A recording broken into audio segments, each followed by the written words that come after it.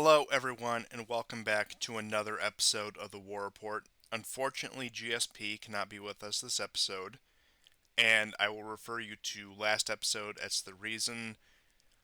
His situation is still ongoing.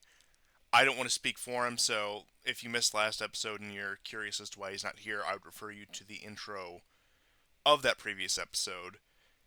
But plenty has happened in these past couple weeks, and I did not want to delay, so I'm going to continue whenever I can to put out these more abbreviated programs and also shorter segments, just whatever I can really fit in order to cover some of the things that have happened over the past couple weeks. Because we last put out an episode on May the 3rd, and quite a bit has happened since then, so without further delay, I'll get right into it, starting with a brief frontline update.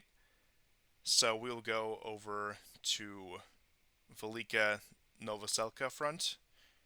And right now there are clashes near Sevchenko and Vilnie Polye, or Volnoye Polye.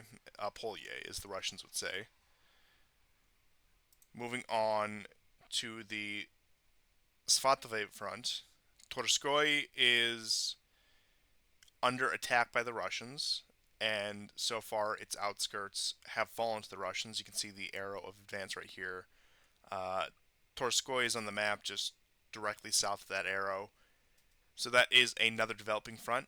Probably the most substantial front of the war at this moment is Pokrovsk, where we've had the Russians advance in Bogatyr. The Russians have taken Novo Alexandrova, and there are clashes going on near Zvirovoye, Zvirove, excuse me, I'm not the best at the Slavic pronunciations, you'll have to forgive me. And Udachove is the other area of advance that you see by the Russian forces. And then the other big front, just to cover immediate front line news of the past couple weeks, is Chasov Yar. You can see right here the city is operationally encircled. Nothing's getting in or out without the Russians having anything to say about it, and is likely to fall probably within the next few weeks here. And Chasov Yar has been one of the areas where you've really had stiff Ukrainian resistance so far. You'll recall going all the way back to, say, the summer of 2024, even before the Kursk debacle, you had constant fighting in Chasov Yar. It was one of those areas where the Ukrainians simply would not budge. And that even to cross into the canal district, even to get across the canal, was a monumental effort on the part of the Russians. I'm talking, say, last July, August, for those of you who recall. And you can go back to some of our previous episodes. I did some brief coverage on that as well. And this is one of the higher points on the map. It is one of the more vital points that the Russians would have to take, at least when it comes to the Donbass front, when it comes to solving this campaign. And I'll just go to an overall map, just give you a bird's eye view of the situation. And just to give some perspective, here is an overall view of the Donbass front. And you can see Chasov Yar right there is on the border of that. The dots represent different Russian-Ukrainian forces color-coded accordingly. You can see Kramatorsk and Slovyansk, which are the crown jewels of the Donbass front. That's what this has all been about. And you can see the Pokrovsk down south. And you can see the Russians are gradually encircling those positions. And it's a lot easier said than done. Just for reference, Chasov Yar and Kramatorsk are about 10 miles or 17 kilometers apart, if you prefer. And like I said, that's not just a simple drive. There's a long fought campaign that has to be conducted, and a hard campaign that has to be conducted before they reach that point. But in terms of not only the strategic but the symbolic significance of the two, like I said, you could say crown jewels of the Donbass, that's it right there. And to give you an overall view of the situation in Ukraine, to pull up the banana, so to speak, And these maps are all courtesy of Syriac Maps, which you can find on Telegram. And this is actually a program he made through Google Maps, which is pretty interesting, where he documents all this. But Telegram, and I believe he also has a Twitter or X, if you prefer, account. One of the Probably one of the most informative people I've followed for this entire war, also in terms of the Syrian war, going all the way back at least a decade, even before the rise of ISIS. Just the day by day playthrough of what happens on the ground in these conflicts. But this is the overall situation on the front because of sizing concerns. So you can still see some of the major towns. It did cut it off a bit, so you can see the Kherson fight right there. Crimea is out of the picture, but it is just directly south of there. But you can see once again Pokrovsk, Kramatorsk, and even the advancements in Sumy. The I don't want to sound sensationalist because I know that is a large temptation, whether or not we realize it, when it comes to covering these kind of events. But this does look like if there was going to be the summer offensive, there was going to be the so-called drive to the Dnieper, this would be the time. Because you're already getting probing attacks into Dnipropetrovsk Oblast, you're getting the quote-unquote buffer zone campaign in Sumy. Belgorod has been an embarrassment for the Ukrainians. They haven't made any headway there. The Ukrainians are trying to push their way back into Kursk in order to claim more Russian territory for their grand negotiations, which don't worry, we'll get into. But if you monitor the situation on the front line, like I said, I just gave you a brief overview of some of the most important fronts because a lot has happened, and most of what's been happening these past couple weeks has been off the battlefield. But just to put it in perspective, the Ukrainian forces are probably as weak as they've been since the start of the war. Morale is down. Equipment, even with the U.S. flip-flopping under Trump, where one day he's adamantly pro-Ukraine, next day he's saying negotiate, negotiate, negotiate, which seems to be his line as of late. But even with that, supplies to Ukraine are still much scarcer than they used to be. And I don't think that's for a lack of effort on the part of Ukraine's backers, even in the United States. It is simply that we are running out of supplies to give them, whether that's weaponry, whether that's non lethal. Of course, the intelligence sharing does continue, and that's probably the most valuable thing the Ukrainians are receiving from the U.S. and the West as a whole, but mostly the U.S.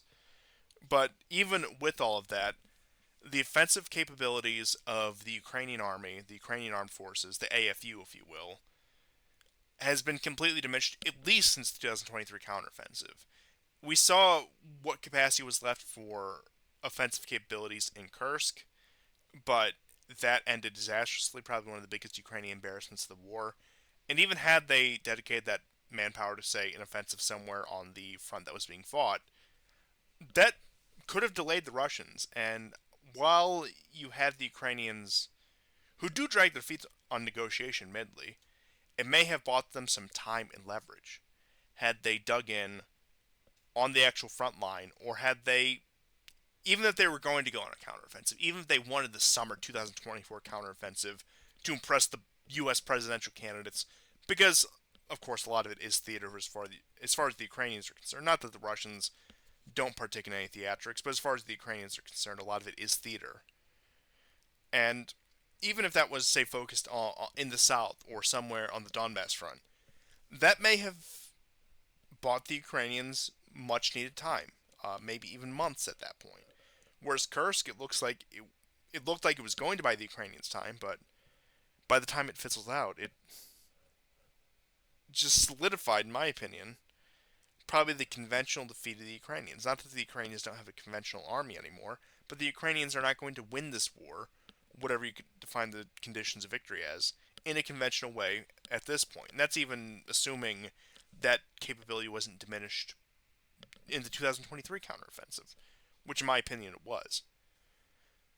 So the looming question, especially in light of these negotiations, is, are we going to get a summer offensive? is Russia just engaging in formality so they can justify their offensive? Now, we saw the start of these negotiations was actually the Victory Day ceasefire, which took place from May 8th to May 10th. So the Victory Day festivities can continue.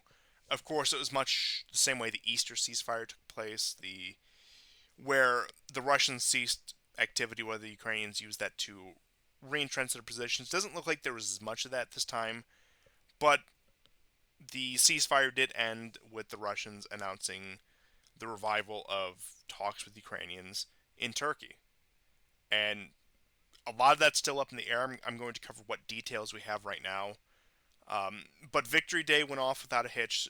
Zelensky's threats of drone attacks, or even the preliminary drone attacks they had across Russia on the evening before Victory Day, amounted to little, if anything. In terms of PR, in terms of who Putin needed to impress and who he wanted to court, it was a resounding success. He had great talks with Xi Jinping, who was right next to him during the parade. Russia and China solidified a number of issues, both on the historical narrative of World War II, which they paint themselves as the primary bearers of suffering during that war, which isn't necessarily wrong when you look at total body count. And especially when you consider how many of those were civilians, and also consider themselves the real main victors of that war. However, there was conciliatory rhetoric from Putin talking about the great effort that the West played, and I mean, it was a whole controversy, as I'm sure you remember, with Fico and Vucic trying to get to Moscow for the Victory Day parade, which they both eventually did. But to parallel, just to go on a little, just to give a brief overview of Victory Day, not to dwell on it too much because there is a lot of news. Trump did blow his normal hot air, saying that the United States has won 2 world wars, blah, blah, blah, blah, blah, blah, blah. And once again, I would challenge the historical accuracy of that claim, but I'm not going to hold it that much against Trump when that's something any other U.S. president would say. I'm going to roll my eyes just the same because it is, yes, through and through a ridiculous claim. However, one moment of conciliatory behavior was completely scuttled because May 8th, which is when the Western powers celebrate Victory Day, and I'm not even going to get into the nonsense where the Ukrainians sent their little parade contingent to London, where they tried to poorly ape the Russian Victory Day celebrations, but the United States tried to have a ceremony commemorating the end of World War II as well.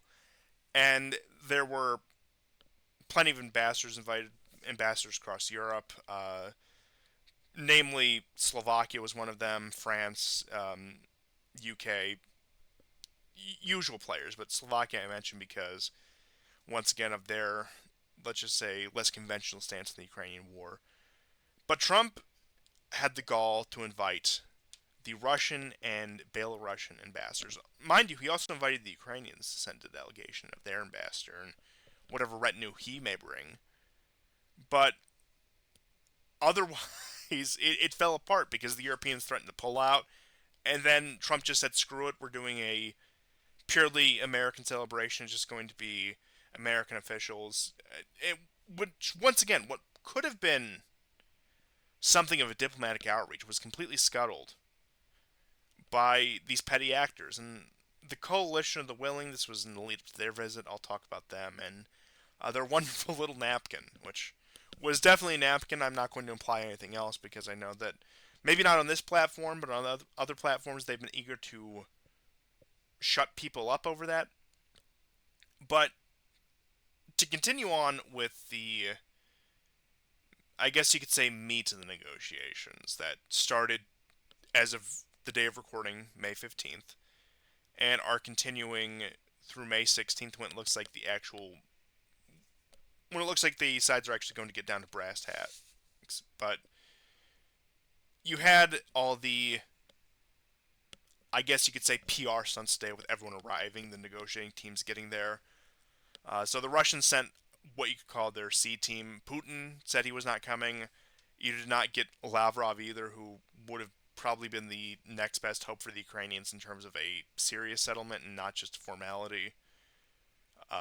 You didn't even get any of the deputy foreign ministers, or really not much from the Ministry of Foreign Affairs.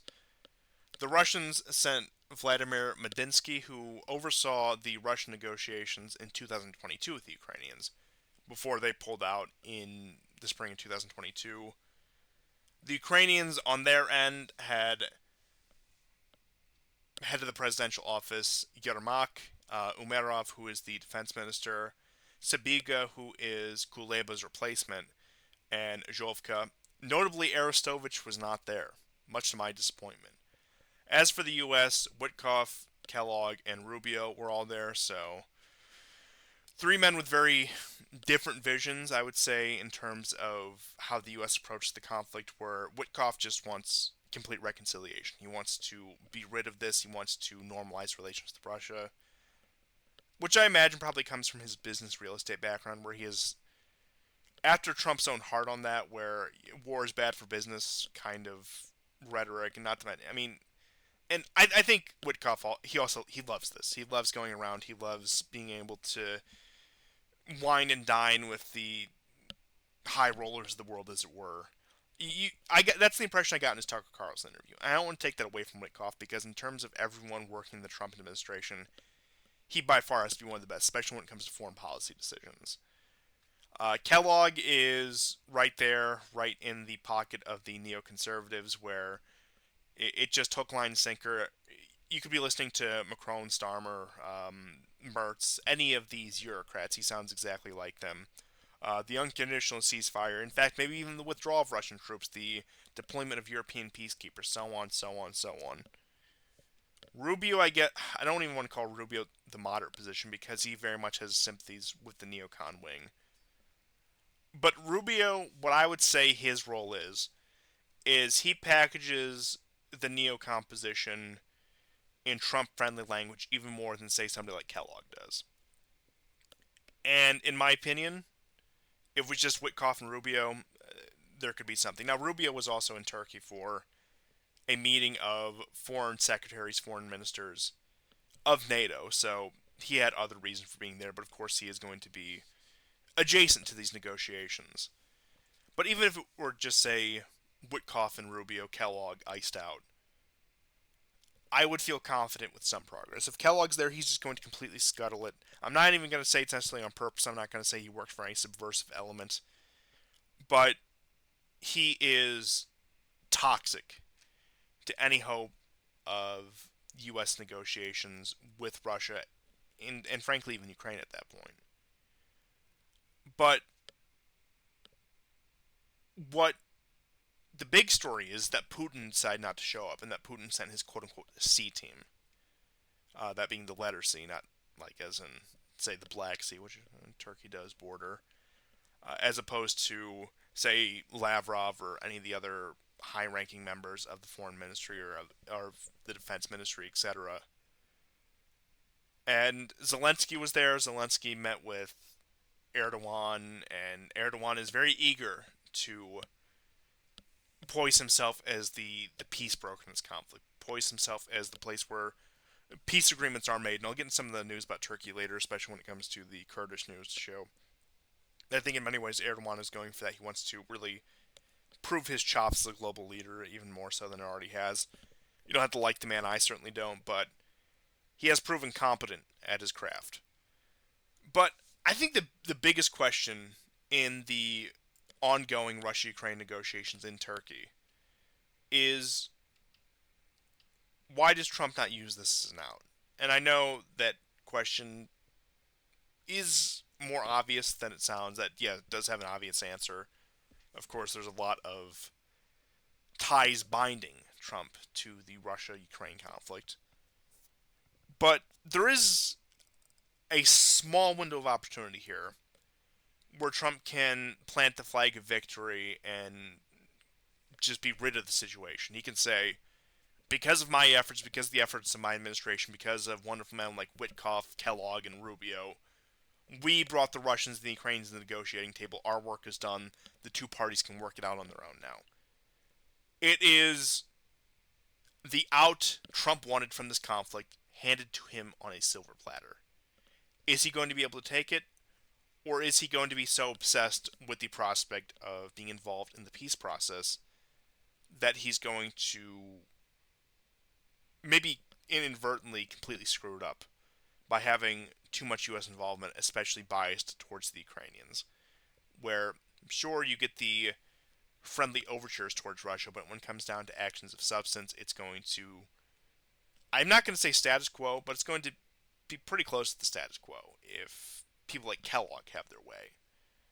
But Trump, once again, has been given a golden opportunity to wash his hands of the situation, completely turn away, claim victory, bring it back to his base at home, to the moderates, and maybe even some of the, I can't believe I'm saying these words, more level-headed, insane liberals, and sane, not insane, because there's plenty of insane liberals, but I digress, and say, Trump diplomacy works, art of the deal works, now on to the Middle East. And trust me, there's plenty of Middle Eastern news, and you could argue he's actually making more headway on some of the Middle Eastern conflicts than the Russia-Ukraine conflict because of the nature of the two and because of the amount of American leverage when it comes to the two theaters and over the primary warring countries and warring factions. But what discussion of Ukraine would be complete without a coalition of the shilling mention, which involves the trip to Kiev this past week by Macron, Stammer, Donald Tusk of Poland, and I believe there was one other of these clowns involved. Maybe Mertz. I can't remember whether Mertz was there, but it was the primary countries backing the Ukraine effort to a hilt that showed up. And they all had their little photo op with Zelensky. It was all very nice, and they promised peacekeepers, and they said, don't worry, we'll have the sanctions. We're just going to wait to see what Donald wants to do, because, of course, at the end of the day, as much as they may shake their fist across the Atlantic, they all know who they take their orders from. And as much as they might drag their heels, they all know it's still the American empire. And believe me, I don't say that in any sort of triumphalist way. I think it's a very negative situation all around, whether you look at it from an American or European perspective, but that's a rant for a different day. But they went, they had their little photo op in Kiev, they pledged their support, European peacekeepers, all the usual stuff. But then there was a nice little photo op of them on the train ride, I believe it was back to Poland, of a nice little napkin. And there was some video of Macron very swiftly removing the napkin. They all seemed very giddy, I'll say, at least in my interpretation. And some people, now I don't say this, but some people have been brazen enough to suggest that so called napkin may have been a bag containing narcotics. Like I said, I don't endorse that. I would never peddle in such conspiracies. But these accusations, which are just as baseless, of course, exist against Zelensky as well. And they're trying to slander this, they're trying to scuttle the peace process by painting Western leaders as a bunch of cokeheads, which I would never do. It's clearly Russian propaganda. And frankly, I think that's the reason that they need to give Ukraine more weapons and that they need to lift the restrictions on Ukraine and let them just crush Russia. Because as we all know, the Russians are coming to the bargaining table because they fear losing so much, which is what some mainstream analysts tell me about the situation between Russia and Ukraine, even still. But with that, I guess you could say funny, depending on your point of view, aside out of the way, there is some more substantial European news that developed within the past couple of days, and it involves Hungary. So, for starters, the Hungarians are holding a referendum regarding Ukrainian accession into the European Union. Now, Orban and his government have put the issue to a national vote. How do the people of Hungary feel about their neighboring country, which is a basket case, admittedly, Ukraine, beginning the accession process into the EU? And of course, these talks take years at a time. It's talks about the talks. It's talking about the negotiations that we'll talk about later. Is all this red tape. But as this issue is being debated within the apparatuses of the European Union again, the Hungarians, in a very populist vein, which admittedly they are a very populist government, said they were going to take this referendum to the people and have them vote whether or not they want their government to support Ukrainian accession into the European Union. And given not only the position of the Hungarian government, but the Hungarian people, that vote is probably going to be a pretty comfortable no. I'm not going to say it's going to be overwhelming. There are, I would say, there's a significant number of Hungarians and even politically active Hungarians among the opposition who are at least moderately pro-Ukraine, maybe not necessarily like pro-Ukraine, but more anti-Russia, and view their country's relationship with Russia as objectionable. And I'll get into some of that later when I talk about the incident that actually happened. But Hungary expelled 2 Ukrainian diplomats, accusing them of working for Ukrainian intelligence in order to either thwart or in some way subvert the referendum that is being proposed by the Hungarian government. Which, given some of the activity that has gone on between Hungary and Ukraine in the past, is not surprising. Now, just about a week before this, the Hungarians walked away from their own negotiations with the Ukrainians regarding minority rights status, particularly regarding the Hungarians who live in Transcarpathia, or Zakarpattia, as the Ukrainians would call it.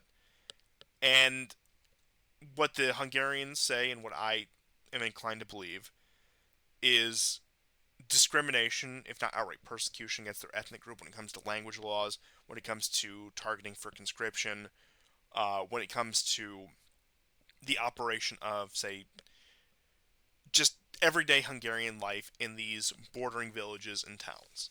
In Transcarpathia, which historically was ruled by Hungary, which does have an ethnically mixed population, but even still, after all this time, has a very strong Hungarian minority.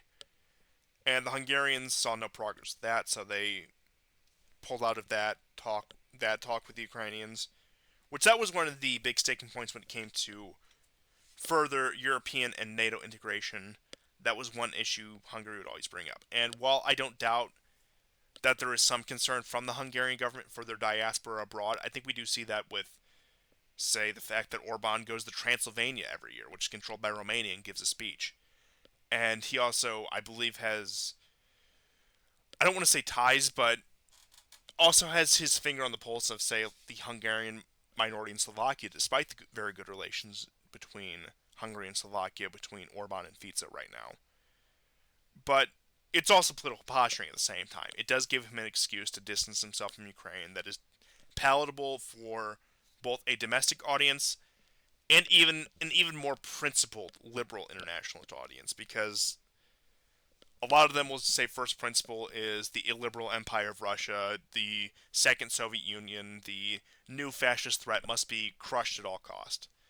But then you get into some of the more level-headed and pragmatic ones who even do have a liberal bend. They'll say, well, just because Russia is bad, that doesn't make Ukraine's policy towards minorities, especially Hungarians who don't present a threat to their sovereignty. They might write it off for, say, the Russians in Ukraine, but they they could be cornered into a position where they would admit that's wrong of Ukraine and that Ukraine does need to relent on that policy.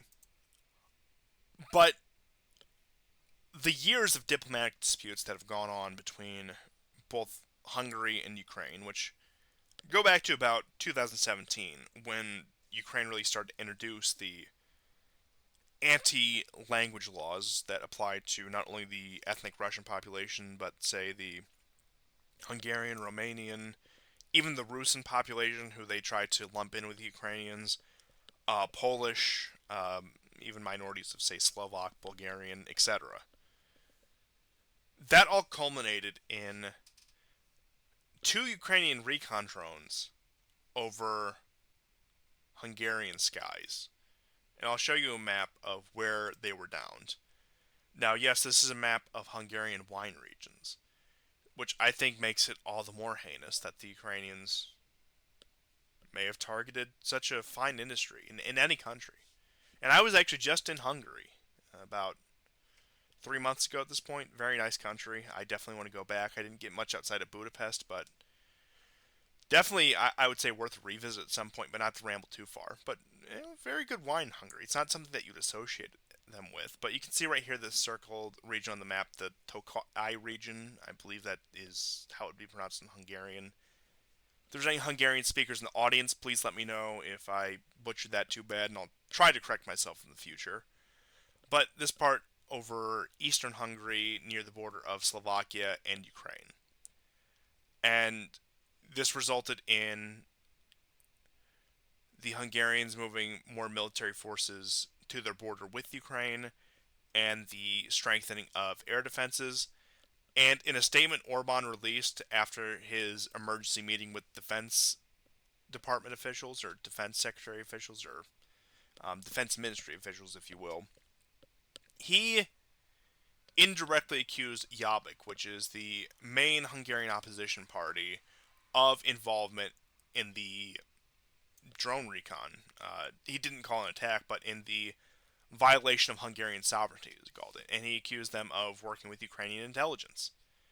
And given what we know about Ukrainian intelligence, given their ties to, say, somebody like Ryan Ruth, who was the culprit in the second Trump assassination attempt, given their ties to, or possible ties to, the would-be assassin of Robert Fico as well. And also within that same frame of time, within that 2 months, there was an allegation that when Hungary had the presidency of the European Union, when Orban was traveling to Russia to meet with Putin, that the Ukrainian intelligence allegedly tried to car bomb him. That was an allegation that was more or less swept under the rug. It didn't really take off. There wasn't too much confirmation behind that, but that was an allegation at one point. So the idea that the Ukrainian intelligence networks are not only operating with, say, the opposition parties, which Jobbik has been one of these parties that has aligned itself with the State Department, the European Union establishment, which they bill themselves as a far-right nationalist party, but it's one of these situations where they take the Soros money as well, and it becomes very much a superficial nationalism. It becomes very much just about the aesthetic and saying, we're actually to the right of Orban, blah, blah, blah, but effectively would turn Hungary into yet another cog in the European machine. But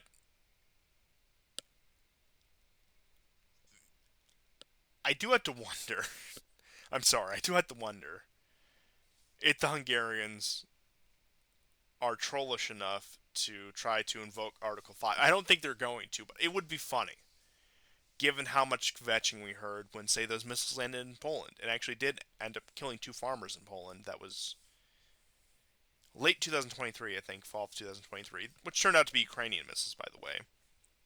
But all these alleged Russian aggression incidents, or them violating Romanian airspace, them flying their drone or aircraft into Romanian airspace, or the debris that fell in Moldova that they said fell in Romania, if those are all Article 5 instances, has Ukraine not just violated Article 5? Why does Europe continue to fund a country that is, at this point, brazenly hostile against one of its member states? Sure, it's the black sheep of the family, but Hungary is a NATO member, Hungary is a European Union member, and I do think, as much as I'm being facetious here, the Hungarians have a strong argument among their allies in Europe. Both the ones in power, say places like Slovakia, even to an extent Serbia, some elements in Croatia, some elements. I don't want to go push that too far. But their growing alliance in the Balkans, and even some of the opposition parties that they have connections to, say League in Italy or National Rally in France, AFD in Germany, etc. These quote-unquote nationalist, quote-unquote populist movements. There's a strong case that Ukraine has been aggressive against a European Union member state, has been aggressive against a NATO member state. And a lot of these parties have they're of two minds on Ukraine. I would say something like the AFD that is very solidly, we need an end to this war. Whereas National Rally with Le Pen and League and some of the right-wing Italian parties flip-flop. Meloni herself, although as part of a different party, famous for really flip-flopping on this Ukraine thing, where she was Zelensky's biggest supporter coming into office, Ukraine's biggest supporter, and now is saying we have to go along with the negotiations. I suppose, as the old saying goes, it's not a European war until the Italians switch sides. So we'll see the ultimate outcome of that. But if there isn't some sort of redress here, and perhaps I give too much credit to, say, the happening side versus the nothing ever happened side, then that is just another act of stupidity and arguably cowardice by the European Union that they're not willing to stand up for one of their own member states, even an unpopular member state, even a member state it's having a feud with, or NATO for that matter.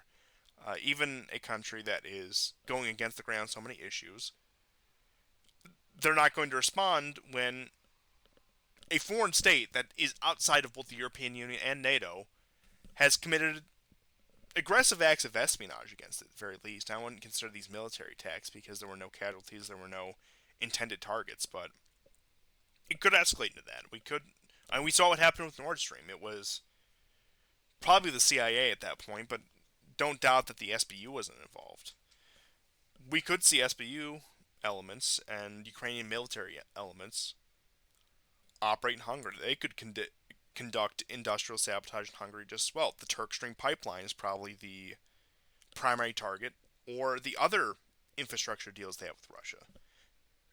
There's a lot of potential infrastructure targets the Ukrainian intelligence could go after if this feud does continue. And as the war situation grows more desperate, I don't doubt that elements of Ukrainian intelligence will start to carry out reprisal attacks across their quote-unquote supporter countries. And not just in countries that have been more skeptical of it since the beginning, like Hungary, but we might see this in, say, more supportive countries like the US, UK, France, Germany, etc., where if you have these intelligence networks that are spurned enough, they might resort to radical action. And especially the ones who are of a more radical ideology, ones who are of a more hardline nationalist ideology, at that point, if they are completely spurned, there's very little preventing them from making the West, quote unquote, feel the same pain as the Ukrainians because they lost to Russia. I don't doubt that at all. And that is a major concern of mine. And of course, as these kind of attacks are committed, we can see these used for justification for more repressive measures across Western countries, across European countries, where because, say, some rogue Ukrainian intelligence asset did something in Germany that could justify cracking down on, say, the AfD because they would attribute it to far-right ideology, blah, blah, blah, blah, blah. So it's a mutually beneficial system. And I would just hope that, and I know I'm putting too much hope in Trump, and I don't expect this to happen in the slightest, that before this is all said and done, the Americans completely scuttle this network they've built with the SBU. But it's too valuable, even with somebody who is against the grain as Trump. And I know that is a generous way of putting it, and that he's probably not nearly what we would need. One would hope that, yeah, he'd be able to smash up these incestuous intelligence networks, not only with Ukraine, but with several other countries. But conventional wisdom tells us, and I'm inclined to believe it, that they will keep these networks in place, they will reassign them, and they will find other uses for them. But to move on, I'll talk about the news out of the Middle East. Starting with the Trump-Netanyahu feud that has really taken on a whole new life in the past couple weeks here. And I just did want to go back and give a brief history of the relationship between Trump and Netanyahu. Trump comes into office in 2017, and one of his first foreign visits is to the Middle East. He goes to Saudi Arabia. He also visits Israel. He heaps praise upon Netanyahu. He's very happy to be there. But notably, something Trump also did that shocked me at first. I know it was 8 years ago. I was much younger and a lot more ignorant about these subjects, is that Trump met with Abbas, the Palestinian leadership, as well, and had a press conference there and talked about how great it would be if they could get peace. 2018 rolls around, and it's a mixed bag for Trump and Netanyahu. So there's the Syria situation where Israel is very adamant the Americans commit to a bombing campaign in Syria. Trump does what he does in 2017 and fires some missiles at some targets and removes himself from the situation, which was followed by weeks, if not months, of outright Israeli bombing campaigns against Syria as a response. In the same time frame, May 2018, the U.S. moves the embassy from Tel Aviv to Jerusalem. 2019, Trump recognizes the Golan Heights. And all while this, Trump is trying to pull out of Syria, where, mind you, Assad is still in power, and Israel has interest in seeing Syria destabilized. And then the biggest rift between them was Netanyahu, just a day after the contested election, at least contested as far as Trump's concerned, as some would say, because I would never allege election fraud. I believe the 2020 election was 100% legitimate, the most legitimate an election ever could have been. I'm on record saying that multiple times, and I'll say it again. But Netanyahu was one of the first foreign heads of state, one of the first foreign heads of government to send his congratulatory message to Biden. So Trump feels snaked by that. He feels stabbed in the back by that. It goes on and on. Of course, Trump is very supportive of Israel in his out-of-office campaigning. And then October 7th, 2023 rolls around. Israel gets attacked. Trump does his normal, this never would have happened on my watch. Nobody loves Israel more than me. Nobody supports Israel more than me. Blah, blah, blah, blah. And it looks very disheartening that Trump is just going to completely kowtow to these people, as he always does. He wins the election in 2024 after, of course, adopting very pro-Israel rhetoric, as I think everyone would have expected. But then out of the blue in 2024 in December, before he even takes office, his soon-to-be envoy, Steve Witkoff, hammers out a negotiation between Israel and Hamas. And that's the famous one where Witkoff said, I don't care if it's Shabbat, I'm coming over and we're hammering out a peace deal. And that held for about a month when Trump got back into office. Then you had the Gaza Lago thing where we're going to resettle the Palestinians, we're going to build Gaza into a beautiful beach resort, talking about it like it's a national disaster, not a result of a bloody military campaign on part of Israel. And all this time, Witkoff is still over there. He's indirectly talking to Hamas with the Qataris. He's talking to Israel. Of course, he defers to Israel a lot, but he does strike a much more balanced position compared to, say, previous administrations or previous figures. Not enough to give me optimism, but enough to make me think that there might be a slim possibility of something here.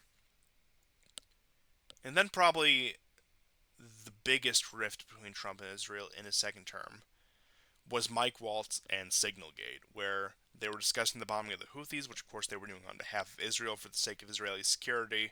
While they might have claimed to assert security of the Red Sea, that was only secondary at best. Waltz, who has very strong ties to Israel, was ousted from his position as the National Security Advisor and was shifted to UN rep, and that's pending confirmation, etc. But when it came to say, Jeffrey Goldberg, the Atlantic journalist, was added to the chat, things started to mount. And at first I thought that Waltz was just being thrown under the bus to protect Hegseth, but the more it goes on, the more it looks like Waltz was the, I guess you could say, primary pro-Israel voice in the cabinet. Not that they're all not pro-Israel, but Waltz especially. So Trump sidelined him, and some speculate that was to do with the Iran negotiations that were being conducted by Witkoff and co. And the negotiations with Witkoff and the Iranians have gone back and forth. They've waffled back and forth. It doesn't help that Trump keeps doing good cop, bad cop, where he himself is both good cop and bad cop, which does complicate the negotiating process. And the biggest event after that was the Houthi ceasefire, where Trump just unilaterally declares that the U.S. has reached a ceasefire with the Houthis. Will stop striking us if we stop striking them. That was shortly after that embarrassment with the F-18 falling off the aircraft carrier. And the series of MQ-9 Reaper drones that have been shot down by the Houthis. And that even F-16s and F-35s had close calls with Houthi rockets. Which, despite the fact that Trump said, oh, we got their agreement, blah, blah, blah, this seemed like a more pragmatic decision where they didn't have much choice. They didn't want to risk, say, losing piloted aircraft, not these unmanned aircraft, in their operation against the Houthis, which a lot of Americans couldn't tell you why we're conducting in the first place and will probably be pretty unpopular with the majority of the population, barring a few people. Which leads us into present day. And Waltz's ouster has seemingly made some headway with the Israelis. I'm sorry, with the Iranians, vis-a-vis the talks with Israel, Hamas, etc. But in the lead up to Trump's Saudi Arabia trip, after Signalgate and Waltzgate really came to a head, when Trump announced his visit to Saudi Arabia, the UAE, and Qatar, which he's currently on right now, and he should be actually finishing up this trip as the episode comes out, Hegseth abruptly cancels his visit to Israel. And it just keeps cascading from there.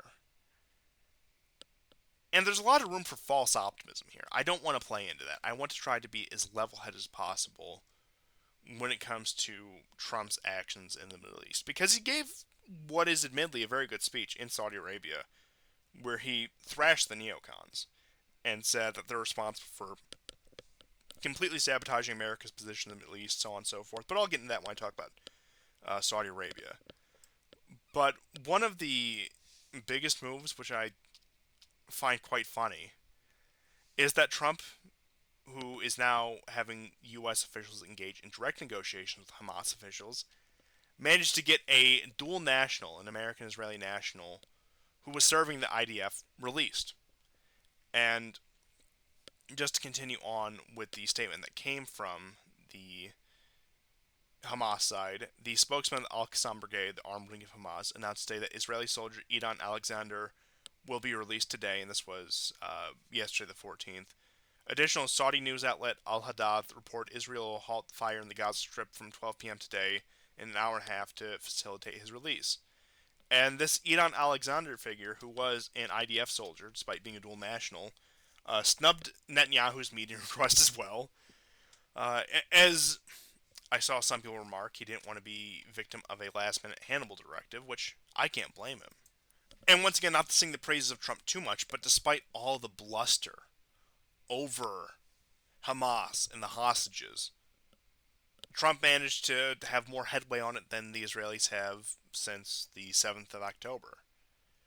And now this is leading into debates over Israel's continued operation in Gaza, where Trump and some American officials are very uncomfortable with the prospect of Israel continuing in Gaza.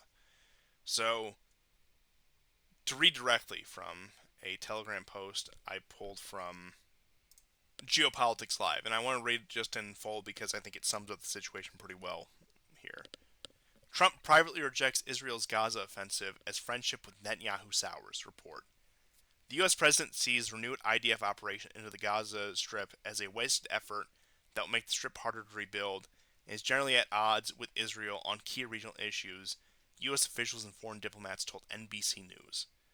Netanyahu was reportedly left shocked, blindsided, and rankled and infuriated by Trump's recent Middle Eastern foreign policy decisions, including the halt of U.S. attacks on Yemen this week, and his push for a nuclear deal with Iran instead of Israel's preferred option, strikes.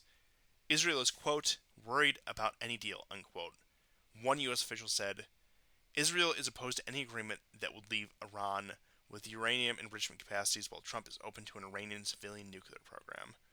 Netanyahu was reportedly taken aback during his visit with Trump in April, when the president refused to offer support for possible Israeli strikes on Iranian nuclear facilities. Amid all this drama, is it any wonder that Trump isn't scheduled to visit Israel during his trip to the Middle East next week? Once again, that was pulled from Geopolitics Live, who was commentating on reports from NBC. And like I said, I think it summed it up very well, so I wanted to just grab that directly. And I, of course, wanted to give credit where credit was due. I didn't want to claim that it's my own work, of course. But Netanyahu does continue to lose friends all around, it seems, where Maloney urges Netanyahu to, quote, respect international law. We do not share the proposals of the Israeli government and have not failed to say this to our interlocutors. Which Macron also joined in such a statement. Macron had his visit to the Middle East where he was very conciliatory towards the idea of a Palestinian state as well. And I don't think Trump's going to sign on to a Palestinian state by any means, but some funny things can happen in the Gulf. Trump got very busy in Saudi Arabia, Qatar, and the United Emirates, which had plenty of antics that I think we can all enjoy, which I'll get into. But regardless, it does look like even if Trump isn't prepared to throw Israel under the bus fully, I don't think he ever will. There's just simply too much vested in there. And I think that Trump's own, and I use this term completely neutrally, Trump's own philo-Semitism would prevent him from taking such a position, where he does probably have some small degree of affection for Israel, maybe not as much as, say, some of the more hardline Zionists, but I think he'd certainly want to see Israel's survival. And arguably, if you're to take Trump at his best intentions, arguably he's doing more for Israel's survival than, say, any of the hardline Zionists, where he's actually trying to foster diplomacy in the region. Like I said, I don't want to give him too much credit here, but assuming Trump is operating with the best of intentions and the most competently that he can and in top form, then yeah, his position is probably better for Israel long term than the hardline Zionists, who seem to be hell bent on causing just nothing but more destruction, both inside of Israel and outside of Israel. And that if they would have their way, and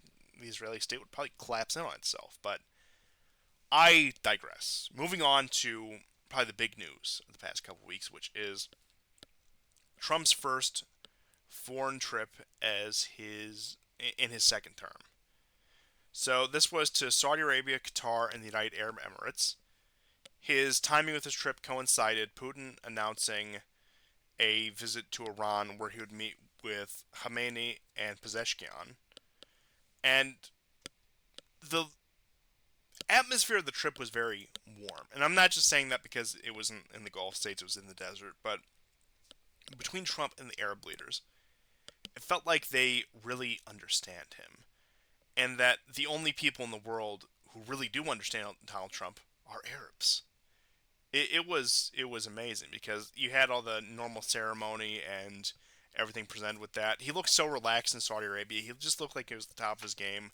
When he got to Qatar, they had uh, the women dancers greet him and the sword dancers, and like he was like walking through doing his Trump stuff where he was like pumping his fist, and you could hear on the hot mic where he was talking to one of the Qatari officials saying, I really like this. I really love this. It was, and like asking him questions about it. So they certainly put on a show for him, and Trump looked like he was having the best time he had ever had. It was amazing. Like I said, Trump is a spiritual Arab, and I'm convinced that they could get anything out of him if they would call him Sheikh Donald. Which is why I titled this episode Sheikh Donald, because they could get anything they wanted out of Trump with that title.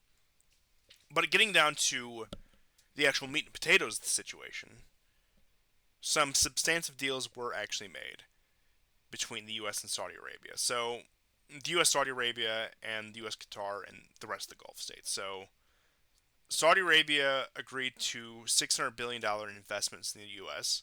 There was another 145 deals, which made up a total of $300 billion with investors, and a $142 billion agreement for the Saudis to buy military equipment from the U.S.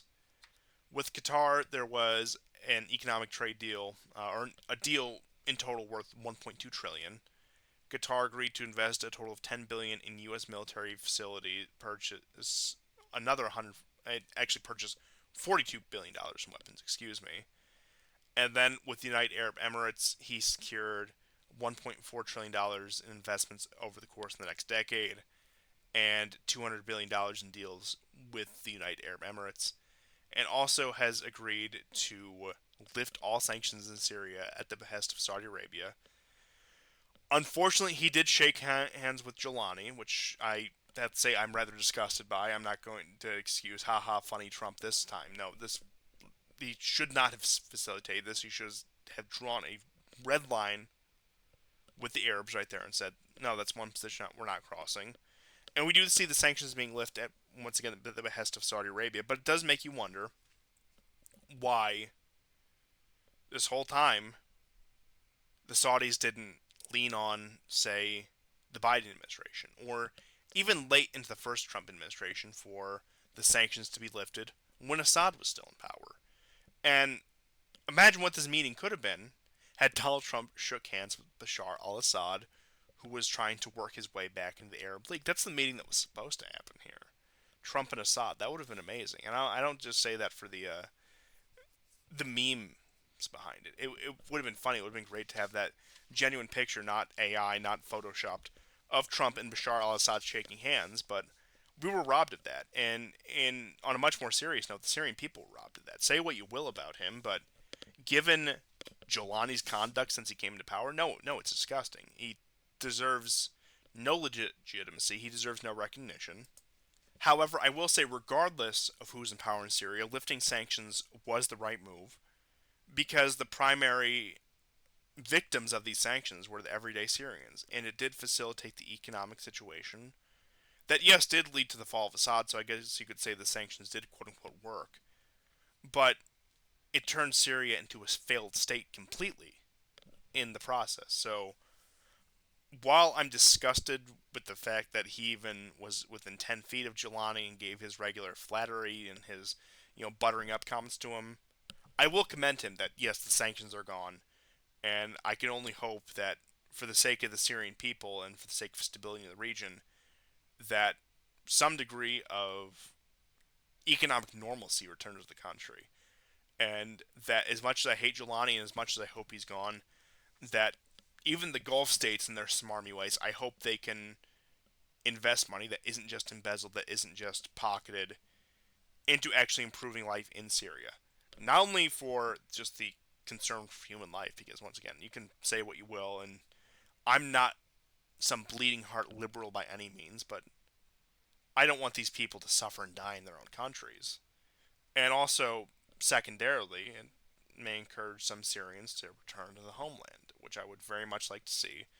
But I think on top of economics, not to sound too hawkish, one of the prerequisites of that is that people like Jelani can be nowhere near power, and frankly shouldn't even be walking free with the disgusting things these people have done.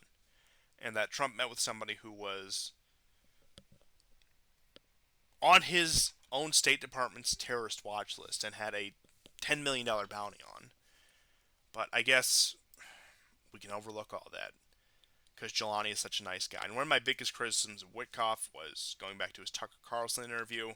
He did say, oh, people can change. And it's like, yeah, I agree. And that we shouldn't forsake political pragmatism, both at home and abroad, for the sake of making some sort of moralistic statement. But when it comes to former Al-Qaeda members, when it comes to these head choppers, when it comes to these Salafists, there's no recourse to be had with these people. Like I said, well, of course, I do think they are terrible people, and that, yes, there's ample moral ground to oppose them, and that is a legitimate reason in some circumstances, that even pragmatically speaking, these people cannot be trusted to honor agreements, these people cannot be trusted to lead countries, and maybe we shouldn't directly try to overthrow them or involve ourselves in a regime change, but we should not lend legitimacy to these type of figures. But it is what it is. Like I said, I just hope Jelani falls from power soon, and more sane elements return to power in Syria, and that the country isn't ravaged by eternal civil war. But beyond that, yeah, I do hope that this does provide some economic relief for the people of Syria, and that they regain control of their own lives. But of course, their country is going to be sold to foreign economic interests. That Giuliani was already courting U.S. investments for particularly the oil fields and also probably the agricultural sector as well. Where, sure, and like I said, I don't want to downplay it. The material suffering of the Syrian people, barring Giuliani's massacres, which I don't think we can overlook in the slightest, but the material and economic sufferings of the Syrian people may be alleviated, but at the cost of what little sovereignty their nation had left being completely signed away. And this is the child, this is the fruits, I should say, of the Syrian Revolution of 2011. This is the end result where overthrow the bastard infidel Bashar al-Assad, only to have your country split in four parts, recognize Israel, and controlled by American economic interests. And it wasn't even the Syrian people who did this. Now, there were plenty of Syrians who participated in this against their own interests, I would say. But it was armies of foreign mercenaries from places like Central Asia, from Uyghur in China, from across the Muslim world, who imposed these conditions on a lot of average, everyday Syrians of all walks of life. But with that out of the way, I'll return back to some of the more substantial elements of Trump's Gulf states visits. Now, I say that, but my next story on the docket here is the Qatari jet. And that is the big scandal. Is it ethical for Donald Trump to accept a $400 million luxury jet from Qatar? Now, the cope is right now, from the Trump side, that is, this plane is a gift to the United States and not a gift to Trump personally. And it does come from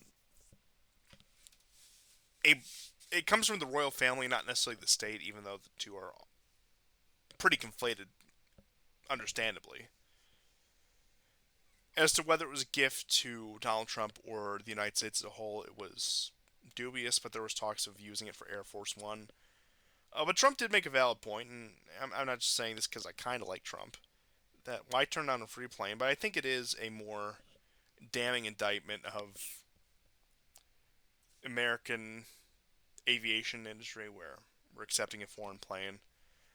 But it is funny because all of this actually does have to do with a deal where the Qataris, in terms of civil aviation, did agree to buy, I think, about $6.1 billion worth of Boeing aircraft for their civil uses and their air fleets in their countries, air fleets, etc. But this is the big story, and I suppose you could say the Qataris, once again, they know how to speak to Trump. The Arabs know how to speak to Trump. Just showering him with lavish gifts. That's how you get it. Like, all they need to do is call him Sheikh Donald, and he's theirs. He will recognize the Palestinian state if they call him Sheikh Donald. But in all seriousness, a lot of people were saying, is this the lead up to the recognition of a two-state solution on the part of the U.S.? And I think that's extremely unlikely.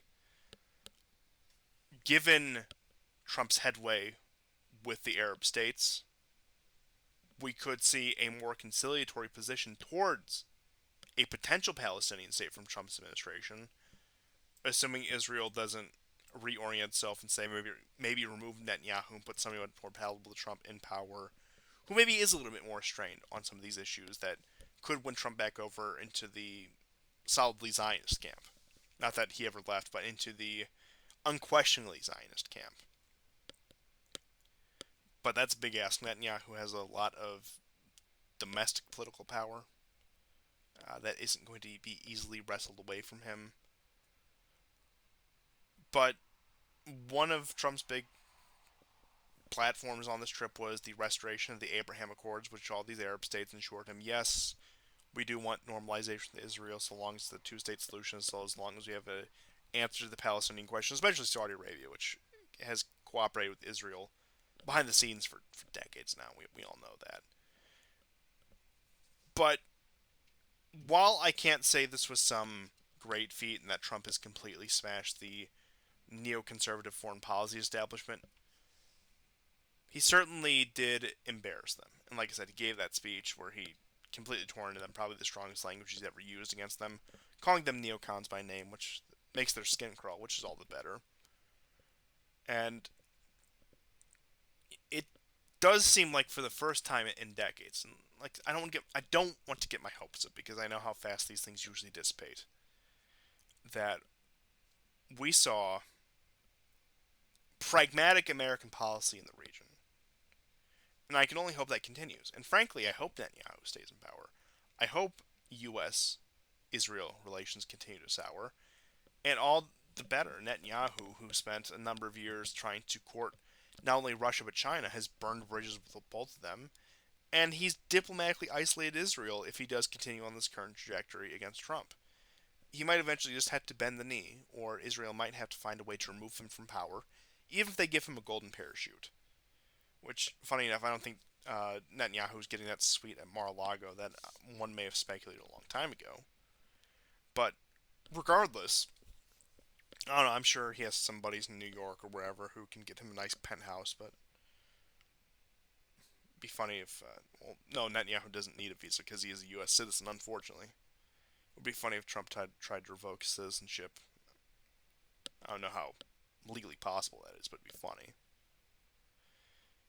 But to reiterate my point, probably the some of the best foreign policy performance we've seen from Trump from his entire political career, and it's a low bar. I admit it is a low bar.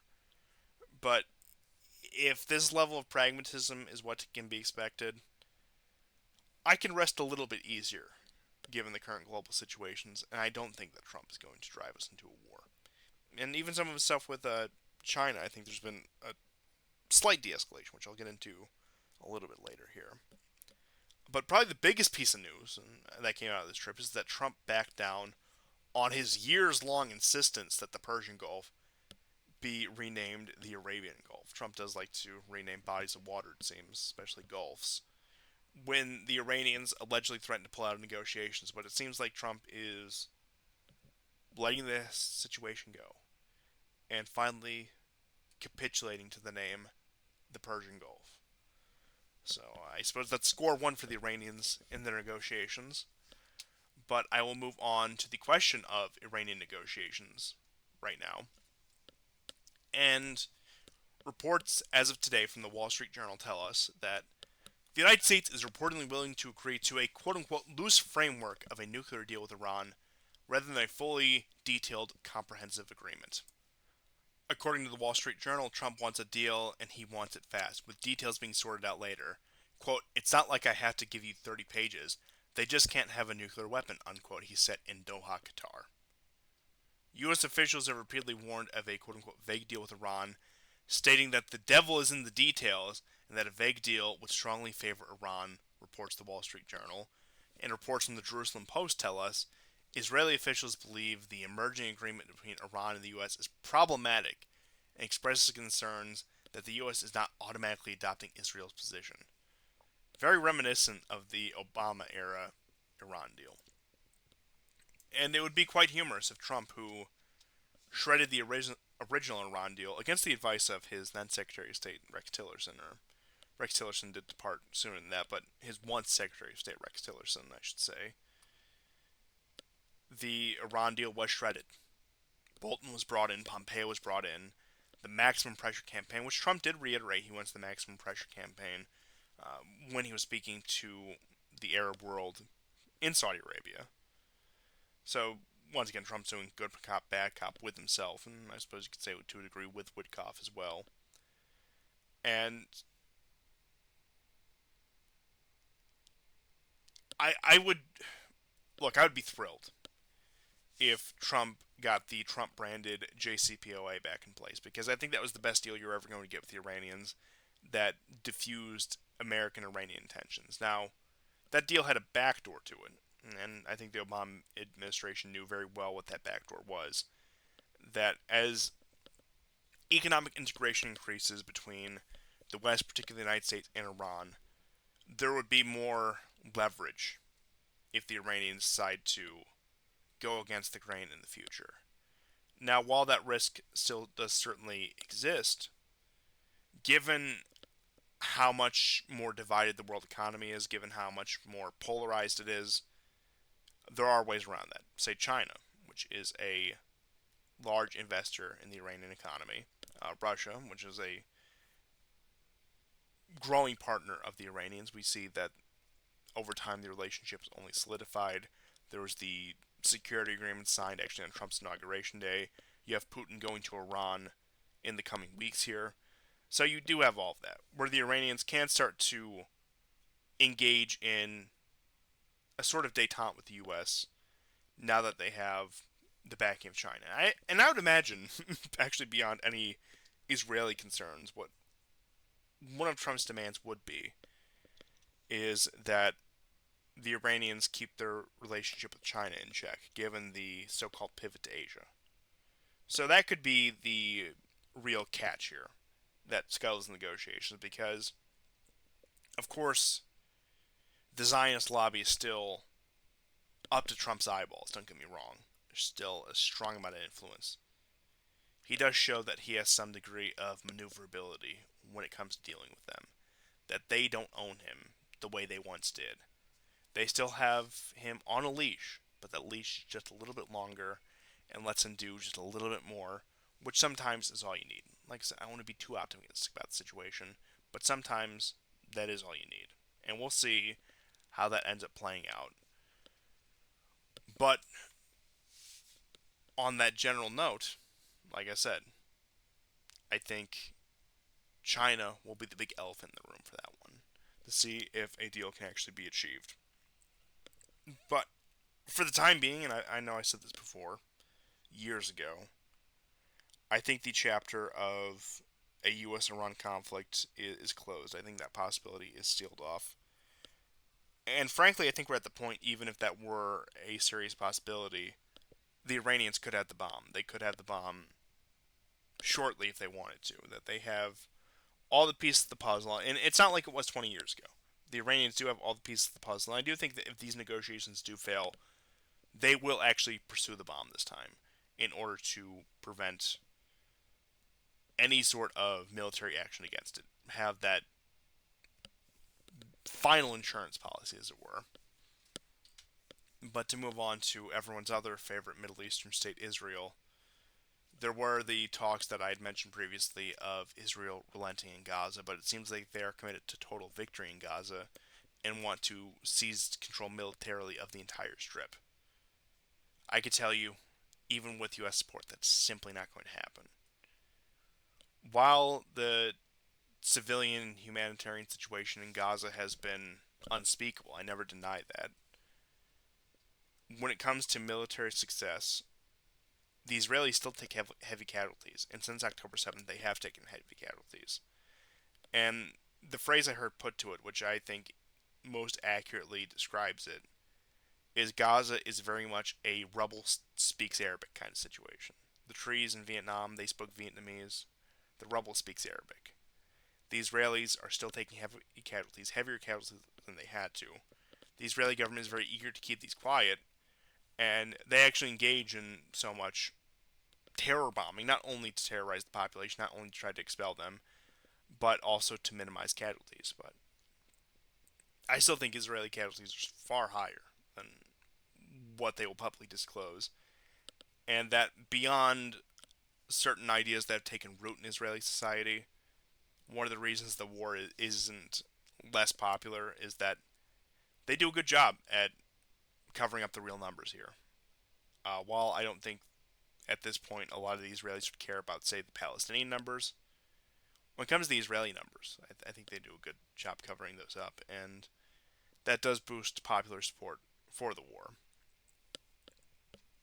And the other big piece I had mentioned before is that Israel and Syria, under al-Jalani, who's going to retake the Golan Heights, that's literally his war name, are now in normalization talks. That because of this little stunt with Trump, the Abraham Accords are back on. Jalani wants to be part of the Abraham Accords. Now this comes from Israel Channel 12, citing informed sources in the Israeli government. Israel has been holding talks with Syrian officials in recent days regarding the Abraham Accords, Reportedly, a meeting took place in Azerbaijan in recent days. Of course, it was Azerbaijan, where the Israeli side was represented by IDF Chief of Operations Major General Oded Bashuk. He met with Syrian officials and Turkish representatives, of course, Turkish representatives, in Baku, Azerbaijan. Jelani was urged by the U.S., particularly President Trump, in Riyadh to normalize ties with Israel, to which Jelani reportedly said yes, days after confirming that Syrian officials were in talks with Israel about the situation in southern Syria. How sweet, how quaint. Jelani, after massacring his own populations, is prepared to sell his country out to Israel even further. The price of the Syrian Revolution, the fruits of the Syrian Revolution, ladies and gentlemen. But before I get into the other big story of the week, which was Israel-Pakistan, there's just a few other news items I do want to take care of. The final one in the Middle East here is that there's a couple news items out of Turkey, particularly involving the situation of the Kurdistan Workers' Party, also known as the PKK, and that it announced its dissolution and is seeking to end armed conflict after more than 40 years, Rudaw reports. And this came after one of their jailed leaders, Abdullah Öcalan, called for Kurdish militants to continue, Kurdish militias to repudiate armed struggle and dissolve. So the Kurdish networks were compromised. They got one of the leaders, and in terms of military struggle, the Kurds have disbanded for the time being. We'll see what they do in Syria. We'll see what they do in Iraq. The military wing of their independence movement. But one of the other stories to come out of this was cooperation with Iraq in regard to the PKK disarmament. Iraqi Foreign Minister Fuad Hussein, I don't know if there's any relation to another Hussein there, has welcomed the decision of the PKK to dissolve itself, revealing that Baghdad, Erbil, and Ankara will cooperate to help the group disarm. In a historic announcement, the PKK said on May 12th it would dissolve itself and end a decades-long conflict with Turkey. The decision came after the group's imprisoned leader, blah blah blah, to quote the Iraqi officials, "We held in-depth discussions with the Turkish side. There are specific visions, and there will be cooperation between the federal governments in Baghdad, the Turkish government, and the Kurdistan regional government to address this important decision. We hope the decision is a step forward, achieving peace and stability in Turkey and the region," Hussein said in a press conference on the 14th of May. For the time being, it looks like the Kurdish networks in Iraq and Turkey have been neutralized. It'll be interesting to see what happens to the Kurdish networks in Syria, especially with how invested Israel is in the Kurdish independence movements there. And I don't know, perhaps they will be thrown under the bus as a bone to Turkey when it comes to the de facto partitioning of Syria. And I could see that being another Trump deal where he wants Israel and Turkey to get along. So that situation needs to be resolved, and he's willing to throw some former quote-unquote allies under the bus, that being the Kurds. And to the Kurds, this is the price of cooperation with the American empire. I don't know what more they expected when this entire fiasco took place, but beyond that, what else can you really say? The last news item I'll cover before getting into India and Pakistan is that the U.S. and UK reached a historic trade deal, which was only about like $6 billion worth of trade, and particularly agricultural. I think it was mainly beef, and that was the banner of victory flown for the trade war. However, in much more substantial news, there have been U.S.-China trade talks in Switzerland, and that the U.S. has reached a quote-unquote historic agreement canceling almost all reciprocal tariffs with China. These quote-unquote reciprocal tariffs did not exist before Trump got into power, so once again, this was kind of like one of those shovel-ready jobs. You dig the hole, you fill it in, and you pat yourself on the back for a hard day's work. So, but for the time being, it does look like the status quo has returned. I'm sure Trump will probably pursue more protectionist policies in a much more measured way, given how botched these were, that the administration was not prepared for this at all. But, I mean, I'll welcome it if there's any sort of off-ramp for these sort of things, especially when these decisions are made so rashly and without proper consideration, like I said, I can't really complain. I just hope that sanity does continue to prevail in that regard. Uh, and like I said, the tariffs, I think, in many ways, they were overblown. In many ways, they were stupidly executed. That everyone either panicked or coped about them, and I probably fell in both camps, even simultaneously within the past month or so. And I apologize if I misled any of you. I was trying to make sense of them myself. But seeing as we're turning the status quo right now, and that seems to be the trend across the board, we can shelve the issue for now. That Trump realized, I think he was a bit in over his head, that he was operating with a lot less negotiating power than he would have expected, say, even 8 years ago. The world has changed drastically since 2017. And in many ways, I think Trump referring back to his first term is still coming to grips with that. But for the moment you've all been waiting for, and that is India and Pakistan, Schrodinger's ceasefire. This all goes back to, at least this recent flare up goes back to the terrorist attacks in Kashmir on April 22nd, where pro Pakistani separatists did commit a terrorist attack, particularly in a very popular tourist destination on the Indian side of control in Pakistan, on the Indian side of the line of contact. And tempers quickly flared up. There were some skirmishes, particularly when it came to dogfights. That there were air engagements between the Israelis, the Indians. What's the difference at this point? The Indians and Pakistanis. And many people thought this was going to be the big one. Many people thought this was going to be. I suppose we're long enough the recording to say it. Many people thought this was going to be World War Poo. That one cracks me up every time. I'm sorry.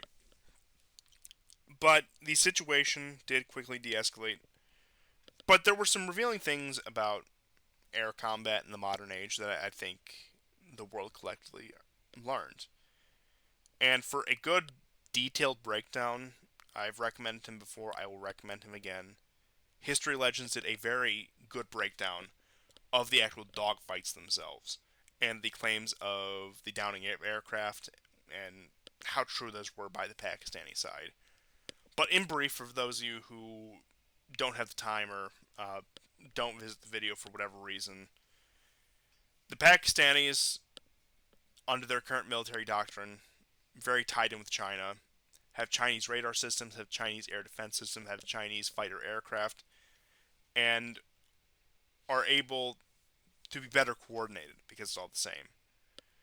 Not to say that the Pakistanis don't have their mishmash of equipment, where they do have some Russian and American equipment as well, whereas India, on the other hand, has a mishmash of American, French, and Russian equipment, where the Rafales, the French fighters, were the ones that were primarily used in this operation, and they fired beyond the visual range. They used missiles to fire while still in Indian airspace to strike insurgent targets on the Pakistani side, where it's deniable because the aircraft did not cross into Indian-controlled airspace, but still managed to hit the targets.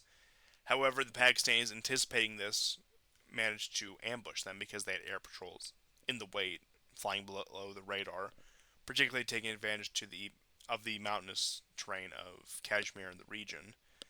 And there was the downing of what Pakistan claimed were 3 Rafales. And it was a mix of aircraft. There were strikes, and I know at least 2 of them were downed. As for some of the other ones, I know some Pakistani officials went as far as say 5 aircraft were down. But it was an interesting skirmish in terms of learning about modern air combat. And there were no captures by either side. There were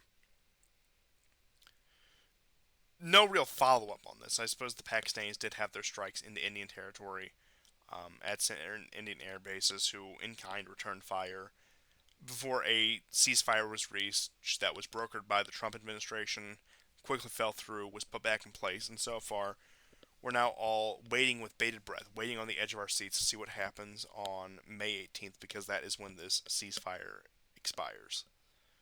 But getting into the deeper roots of the conflict, I'm not talking about the historical roots, but the reason why would it flare up now? Yes, you can say this is a powder keg waiting to explode at any moment. It is, admittedly. But you do see with the global shifts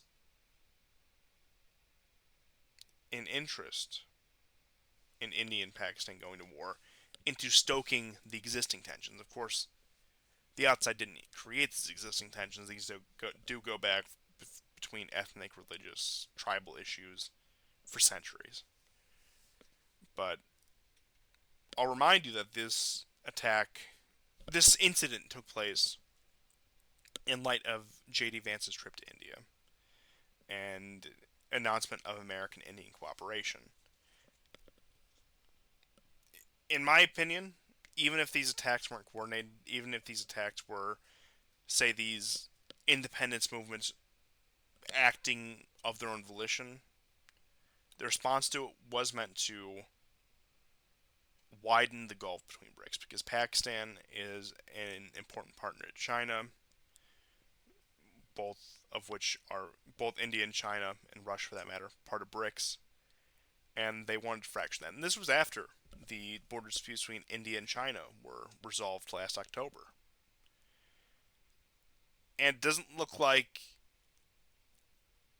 either side is willing to commit to this. Now, it is kind of funny because Pakistan did have artillery shortages because so many of its arms were funneled to Ukraine, and I mean this all does all play into the overthrowing and imprisonment of Imran Khan, who was Pakistan's more, I guess you could say, populist prime minister, and he was somebody who actually did express interest in trying to smooth over relations with India. Modi, this has been one of his bigger failures, where particularly because he has a Hindu nationalist-based police, he doesn't want to broker a deal with the Pakistanis. He doesn't want to try to come to any sort of agreement or mutual understanding, something that to end this conflict that would surely be the undoing of India as a relevant power. And I know India plagued with problems.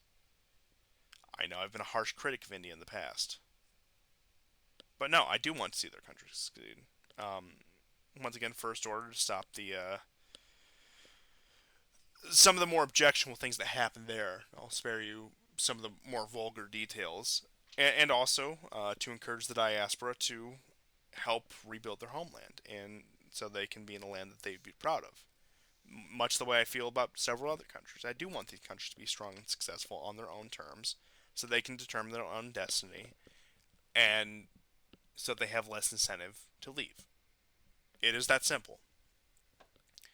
And this conflict most certainly does threaten that. And I don't want to say, oh, I'm against this conflict because we would get a bunch of refugees. Yes, that is a reason. But I also don't want to see potentially millions of people die. That would be cataclysmic. And you can try to paint the same way you want, but in my opinion, I think, yes, it would be cataclysmic in more ways than one, especially if nuclear weapons were used. That would be breaking a seal, and arguably be frightening if nuclear weapons weren't used, because it proves that two nuclear powers can engage in open armed conflict without escalating the nukes. And now the people might start getting ideas from that, which is probably the last thing the world needs at this point, in any sense. But it does show, once again, there is a need if new power blocks are to be formed. This is one of those situations that does simply need to be resolved. And whether that's China leaning on Pakistan to relent on the issue, whether that is some sort of multilateral agreement to try to really solve the situation, I really don't know. I really can't say. But frankly, I would be partial to, say, India getting the upper hand in this conflict for the sake of stability, for the sake of getting the CIA entangled ISI out of the region. Not that India doesn't have plenty of American influence on its own that would drag us into a number of issues. But in the end, I think it would be more stable, and it's not a conflict that I have strong feelings about, like, say, Israel-Palestine or Russia-Ukraine. It is something I'm much more neutral on. I would just hope the status quo holds, because I think it's the best we can hope for at this point. But while I don't think this is the catapult back to, say, the American unipolar moment, this is a threat in terms of the BRICS order, if left unresolved for a long enough time, can be its undoing. I don't want to be dramatic about that. I don't want to be sensationalist about that, but this is something that could really screw over India. And I think India would, yes, conventionally win that war, especially if it did go to nukes. India does have a better nuclear arsenal. It does have more, to my understanding. Correct me if I'm wrong on that.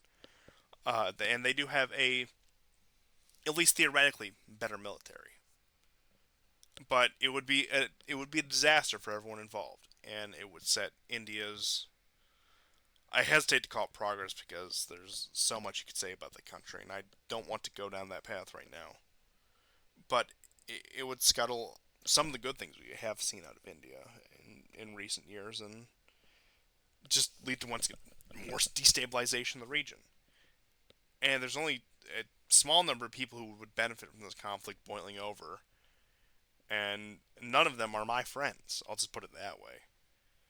So I just hope the ceasefire holds. I hope even if it is just another 5 year delay, like it was, say between 5 6 year delay, like it was between the 2019 skirmishes, that at least kick the can down the road as far as that's concerned, and allow the world to resolve other ongoing conflicts before dividing everyone's attention, which could be very disastrous for, say, some of the things I would like to see happen in the world. But that's really all I had for this week. Once again, I apologize if the episode's a bit too brief. I apologize if it's a bit too rambling, me being on my own. But hopefully we'll have GSP back soon. And once again, I will reference you to last episode's intro if you want the full story there. I don't feel comfortable speaking for him on that matter. And like I said, you can get it straight from his own words if you are curious about that. But we'll see you guys next time, and goodbye.